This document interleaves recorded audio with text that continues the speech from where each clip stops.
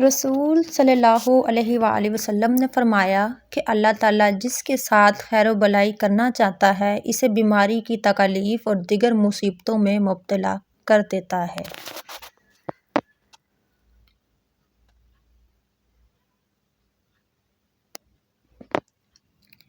جو کوئی اللہ سے ڈرتے ہوئے کام کرے گا، اللہ اس کے لیے مشکلات سے نکلنے کا کوئی رستہ پیدا کر دے گا اور ایسے ایسے راستے سے رزق دے گا جدھر اس کا گمان بھی نہ جاتا ہو۔ جو اللہ پر بھروسہ کرے اس کے لیے وہ کافی ہے۔ اللہ اپنا کام پورا کر کے رہتا ہے اور اللہ نے ہر چیز کے لیے ایک تقدیر مقرر کر رکھی ہے، لہٰذا اللہ اور اس کے فیصلوں پر بھروسہ کرنا کامیابی کا بڑا ذریعہ ہے۔ حضرت محمد صلی اللہ علیہ وآلہ وسلم نے فرمایا، ہمارا رب ہر رات آسمان دنیا پر آخری تہائی رات میں اترتا ہے اور کہتا ہے، کون ہے جو مجھے پکارے کہ میں اس کی دعا قبول کر لوں؟ کون ہے جو مجھ سے مانگے کہ میں اسے عطا کر دوں؟ اور کون ہے جو مجھ سے مغفرت مانگے کہ میں اسے بخش دوں؟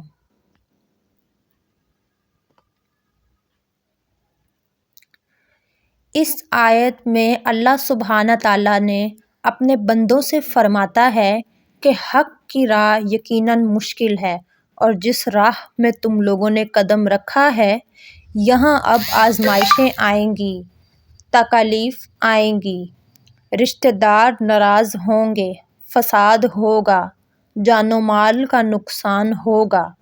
ہم خوف کی کیفیت سے بھی تمہاری آزمائش کریں گے اور بھوک سے بھی، لیکن جو لوگ صبر کا مظاہرہ کریں گے انہیں یہ خوشخبری بھی سنائی گئی کہ ان کے لیے سکون اور اچھا صلہ موجود ہے۔ حضرت عبداللہ بن عباس کہتے ہیں کہ میں ایک دن رسول صلی اللہ علیہ وآلہ وسلم کے ساتھ سواری پر پیچھے تھا۔ آپ صلی اللہ علیہ وآلہ وسلم نے فرمایا، اے لڑکے، بے شک میں تمہیں چند اہم باتیں بتا رہا ہوں، تم اللہ کے احکام کی حفاظت کرو، وہ تمہاری حفاظت فرمائے گا۔ تو اللہ کے حقوق کا خیال رکھو، اسے تم اپنے سامنے پاؤ گے۔ جب تم کوئی چیز مانگو تو صرف اللہ سے مانگو، جب تم مدد چاہو تو صرف اللہ سے مدد طلب کرو، اور یہ بات جان لو کہ اگر ساری امت بھی جمع ہو کر تمہیں کچھ نفع پہنچانا چاہے تو وہ تمہیں اس سے زیادہ کچھ بھی نفع نہیں پہنچا سکتی جو اللہ نے تمہارے لیے لکھ دیا ہے، اور اگر وہ تمہیں کچھ نقصان پہنچانے کے لیے جمع ہو جائے تو اس سے زیادہ کچھ نقصان نہیں پہنچا سکتی جو اللہ نے تمہارے لیے لکھ دیا ہے۔ قلم اٹھا لیے گئے اور تقدیر کے صحیفے خشک ہو گئے ہیں۔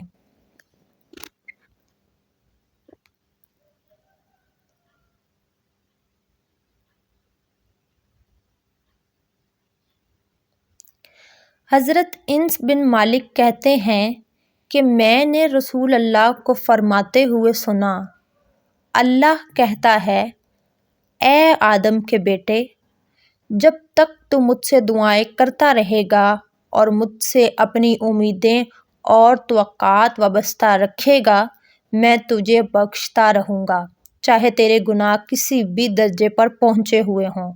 مجھے کسی بات کی پرواہ اور ڈر نہیں ہے۔ اے آدم کے بیٹے، اگر تیرے گناہ آسمان کو چھونے لگے پھر تو مجھ سے مغفرت طلب کرنے لگے تو میں تجھے بخش دوں گا اور مجھے کسی بات کی پرواہ نہ ہوگی۔ اے آدم کے بیٹے، اگر تو زمین برابر بھی گناہ کر بیٹھے اور پھر مجھ سے مغفرت طلب کرنے کے لیے ملے لیکن میرے ساتھ کسی طرح کا شرک نہ کیا ہو تو میں تیرے پاس اس کے برابر مغفرت لے کر آؤں گا اور تجھے بخش دوں گا۔ نبی کریم صلی اللہ علیہ وآلہ وسلم نے فرمایا، اللہ تعالیٰ فرماتا ہے کہ میں اپنے بندے کے گمان کے ساتھ ہوں، اور جب وہ مجھے اپنے دل میں یاد کرتا ہے تو میں بھی اسے اپنے دل میں یاد کرتا ہوں، اور جب وہ مجھے مجلس میں یاد کرتا ہے تو میں اسے اس سے بہتر فرشتوں کی مجلس میں اسے یاد کرتا ہوں، اور اگر وہ مجھ سے ایک بلشت قریب آتا ہے تو میں اس سے 1 ہاتھ قریب ہو جاتا ہوں، اور اگر وہ مجھ سے 1 ہاتھ قریب آتا ہے تو میں اس سے 2 ہاتھ قریب ہو جاتا ہوں، اور اگر وہ میری طرف چل کر آتا ہے تو میں اس کے پاس دوڑ کر جاتا ہوں۔ جن کے نفس کمزور نہیں پڑتے، ان کی قوت کم نہیں ہوتی، ان کے عزائم نرم نہیں پڑتے، وہ اللہ کے سوا کسی کے آگے نہیں جھکتے۔ اللہ سبحانہ تعالیٰ فرماتا ہے کہ وہ صبر کرنے والوں کو اپنا محبوب رکھتے ہیں، اور اس میں صبر کرنے والوں کے لیے ایک خاص اشارہ پایا جاتا ہے۔ یہ سوچ کے ہم اگر صبر کریں گے تو اللہ سبحانہ تعالیٰ کے محبوب ہوں گے، اس سے تمام زخم مدمل ہو جاتے ہیں اور تمام تلخیاں، تمام تھکاوٹیں ختم ہو جاتی ہیں۔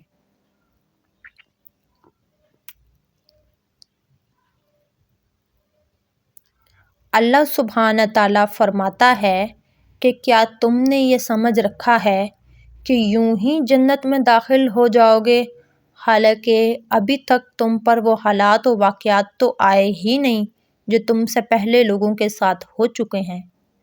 ان پر سختیاں اور تکالیف مسلط کر دی گئی تھیں اور وہ ہلاک کر دیے گئے تھے۔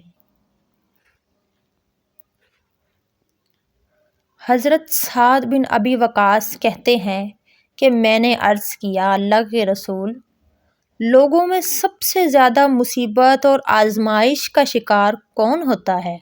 آپ نے فرمایا، انبیاء، پھر جو ان کے بعد مرتبے میں ہیں، پھر جو ان کے بعد ہیں۔ بندے کی آزمائش اس کے دین کے مطابق ہوتی ہے، اگر وہ دین میں سخت اور پختہ ہے تو آزمائش بھی سخت ہوگی، اور اگر دین میں نرم اور ڈھیلا ہے تو مصیبت بھی اسی انداز سے نرم ہوگی۔ مصیبتوں سے بندے کے گناہوں کا کفارہ ہوتا رہتا ہے، یہاں تک کہ بندہ روئے زمین پر اس حال میں چلتا ہے کہ اس پر کوئی گناہ نہیں ہوتا۔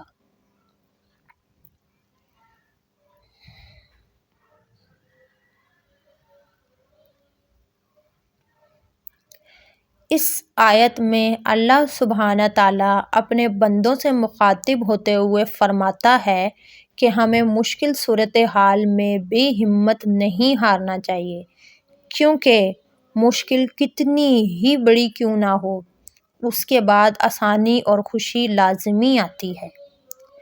ابو سعید خدری سے روایت ہے، چند انصاریوں نے نبی اکرم سے کچھ مانگا، آپ نے انہیں دیا، انہوں نے پھر مانگا، آپ نے پھر دیا، پھر فرمایا، جو مال بھی میرے پاس ہوگا میں اس کو تم سے چھپا کر ہرگز جمع نہیں رکھوں گا، لیکن جو صبر کا مظاہرہ کرے گا اللہ تعالیٰ اس کو غنی یعنی دولت مند کر دے گا، جو سوال کرنے یا مانگنے سے بچے گا اللہ تعالیٰ اس کو سوال سے محفوظ رکھے گا، اور جو صبر کی توفیق مانگے گا اللہ تعالیٰ اسے صبر کی توفیق عطا کرے گا۔ کسی شخص کو بھی صبر سے بہتر اور کشادہ کوئی چیز نہیں ملی۔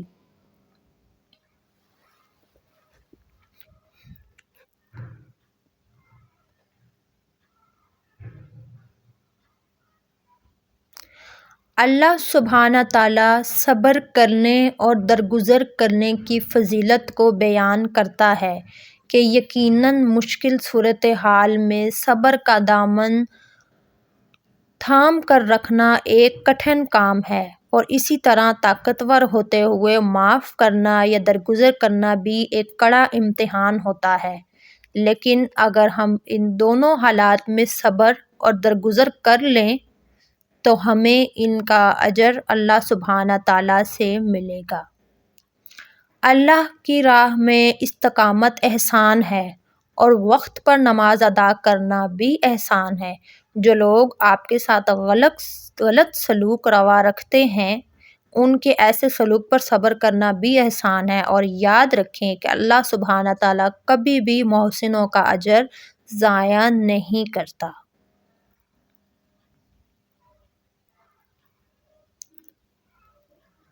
نہ اللہ نے آپ کو چھوڑ دیا ہے اور نہ آپ سے ناراض ہوا ہے۔ اللہ سبحانہ تعالیٰ کے فضل و کرم کے خزانے ختم نہیں ہوئے۔ آپ کے لیے آخرت میں وہ کچھ ہے جو اس دنیا کے ہر عیش و آرام سے بہتر ہے۔ آخرت تمہارے لیے اس جہان سے بہتر ہے۔ تمہارے راستے سے تمام رکاوٹیں دور ہو جائیں گی اور جس سچائی کے تم حامل ہو وہ غالب آ کر رہے گی۔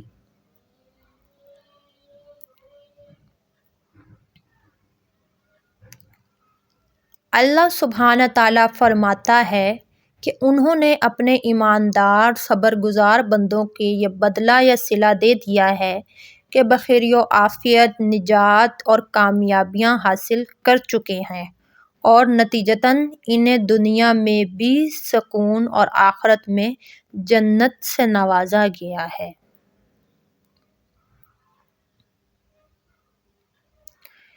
کیونکہ اللہ سبحانہ تعالیٰ ترقی و پسماندگی میں، عزت و ذلت میں، بلندی اور زوال میں کسی قوم کی حالت کو اس وقت تک نہیں بدلتا جب تک لوگ خود اپنی سوچ، اپنے شعور، اپنے اعمال اور اپنی سرگرمیوں کو بدلتے نہیں۔ چنانچہ اللہ تعالیٰ بھی لوگوں کی سوچ اور ان کے فکر و عمل کے مطابق لوگوں کے حالات میں تبدیلی کر دیتا ہے۔ اس دنیا میں بھی جو بھی معاملات ہو رہے ہیں وہ اللہ سبحانہ تعالیٰ کی ہی رضا سے سر انجام پا رہے ہیں، اور بطور مسلمان ہمارا یہ ماننا ہے کہ اللہ سبحانہ تعالیٰ کی مرضی کے بنا ایک پتا بھی اپنی جگہ سے نہیں ہل سکتا۔ اسی لیے ہمہ وقت اللہ سبحانہ تعالیٰ کی حمد و ثنا میں مشغول رہنا چاہیے۔